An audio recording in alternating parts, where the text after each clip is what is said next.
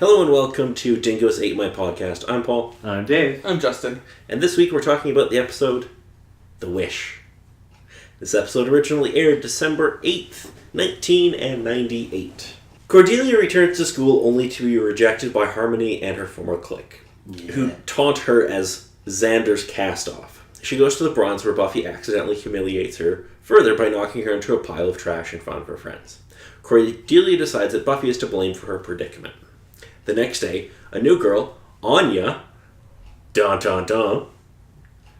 Cordelia an amulet while trying to goad her into wishing something bad would happen to Xander. Instead, Cordelia wishes that Buffy had never come to Sunnydale.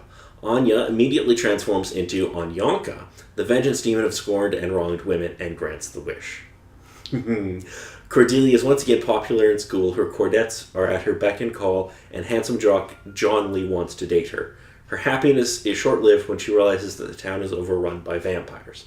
The Master has risen, and a vast army of vampires which terrorize the surviving humans.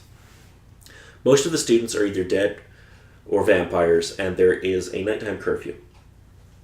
Walking through the streets at night, Cordelia encounters Xander and Willow, who are now aggressive vampires. I don't know how else to describe them. And they're together. It's so good. Even in this universe. She is saved by a group of vampire hunters led by Giles. Cordelia tries to explain to Giles what happened and asks to have Buffy back so that things could be the way they were. But before she can elaborate, she is killed by Xander and Willow. Giles calls Buffy's contacts in Cleveland, but is only able to leave a message for the very busy Slayer. He learns that the amulet Cordelia was wearing is that of Anyanka, whose granted wishes can only be undone if her center of power is destroyed. The Master, who created machinery to industrialize harvesting of blood from captive humans, because that's a hell of a scheme. Giles on his way home is nearly captured by vampires who are rounding up humans for the plant. He is rescued by Buffy the Slayer, who in this reality is cold and cynical. She doubts that Giles can reverse Anya's spell, but does offer to kill the Master. Buffy finds Angel imprisoned, but when she sees he is a vampire, she initially rejects his offer of help. But the marks of torture on his chest persuade her that he is no friend of the Master. The Master starts up the plant with the first human victim before a cage of prisoners, including Oz and Larry. Buffy and Angel attack the vampires. During the battle, Xander kills Angel, Buffy kills Xander, Oz kills Willow, and the Master breaks Buffy's neck. Meanwhile, Giles uses a spell to summon Anyanka to his house. He guesses that Anyanka's own amulet is the center of her powers and smashes it, restoring the original reality, or as I like to say, snap back to reality. You both suck. Cordelia once again makes the wish, and Anyanka tries to grant it, but without her amulet, she is now powerless. That was this episode.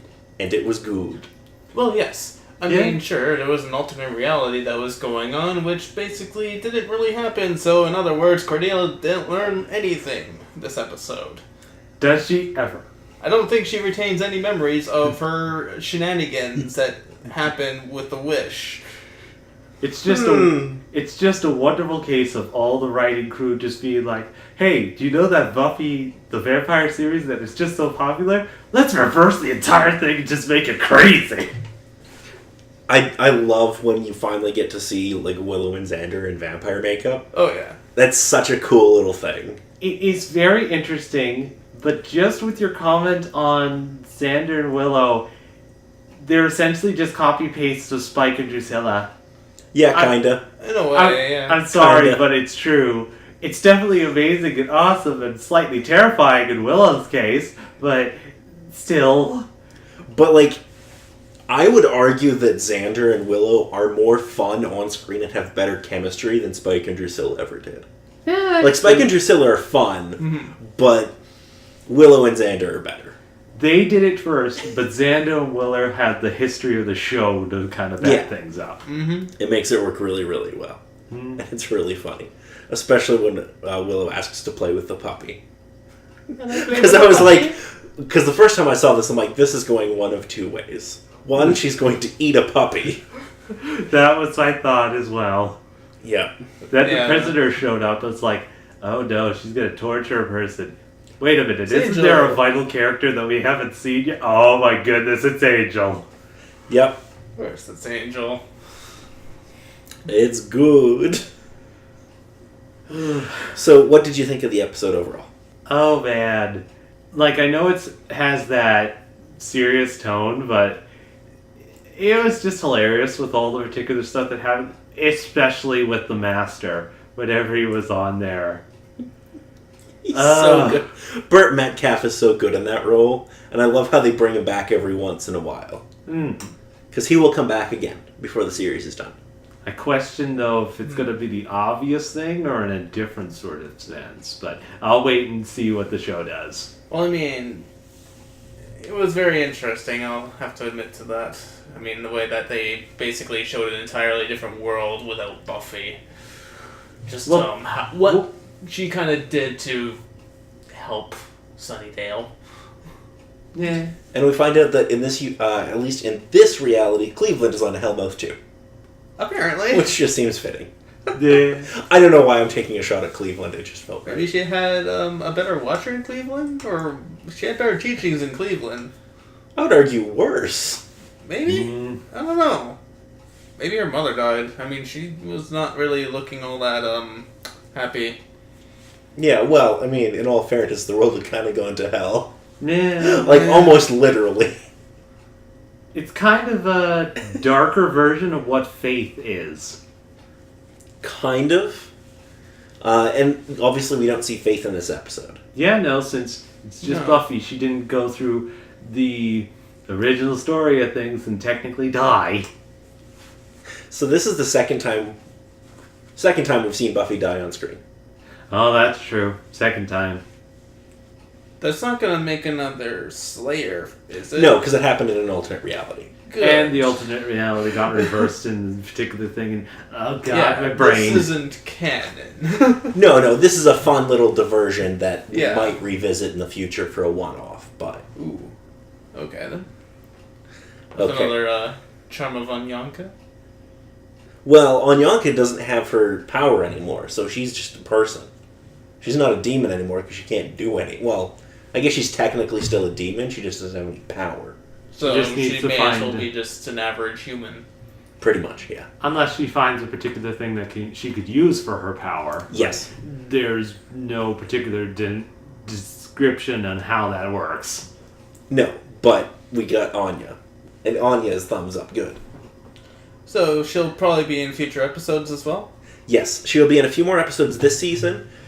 She'll be in about half of season 4, I want to say. And then she'll become a main character in season 5. Oh, neat. Because reasons. Oh, do you not know who... No, I don't. Oh. I mean, this was kind of her introduction. So Anya's going to have a relationship with one of the main characters. Is it Xander? Yes. Of course it is. And it's going to be good. Of course it's Xander. He can't make it Xander- up with Cordelia anymore, and he's not going out with Willow, so whatever. The last person that he hooked up with was a ancient undead mummy. Yeah, If I Xander remember has a right. type, apparently. You have to be a demon. Or a Cordelia. The A demon. Okay. Badooch. So Vampire Willow has a catchphrase she uses where she says bored now a lot. Yeah, that's Oh, true. no. I heard. That's going to come back later. Ooh. Huh. That's all I'm going to say. Ooh. So moving on to international titles, I love the French one. The French one translates as Best Wishes from Cordelia. Of Oui, course. oui. And the German one is just What If. It is a what if scenario. It literally is. I'm surprised Marvel didn't sue for that. Anyway, moving on to music, because there's a fair bit in this episode. Yeah. So other than original score, which there's some great work on the score in this episode. Mm-hmm. One song is by The Spies. It's called Tired of Being Alone. And that plays at the Bronze when Xander and Cordelia are trying to make each other jealous. Yeah. And Xander's doing that really bad laugh. It's good. And then Music House has a song called Get Out of My Way, which plays as Buffy follows Cordelia out of the Bronze. John 5 has Plastic, which plays as vampires Xander and Willow enter the Bronze in Cordelia's Wish verse. And finally, I believe it's pronounced Ginger Soul. Never Noticed plays at the end of the episode after reality returns and Cordelia's Wishverse is revoked.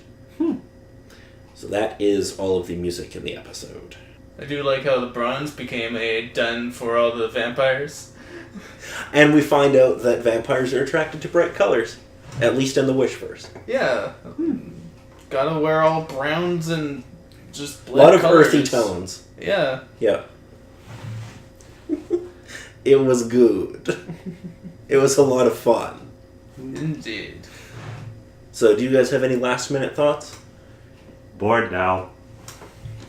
You have no idea what that means yet. Nope.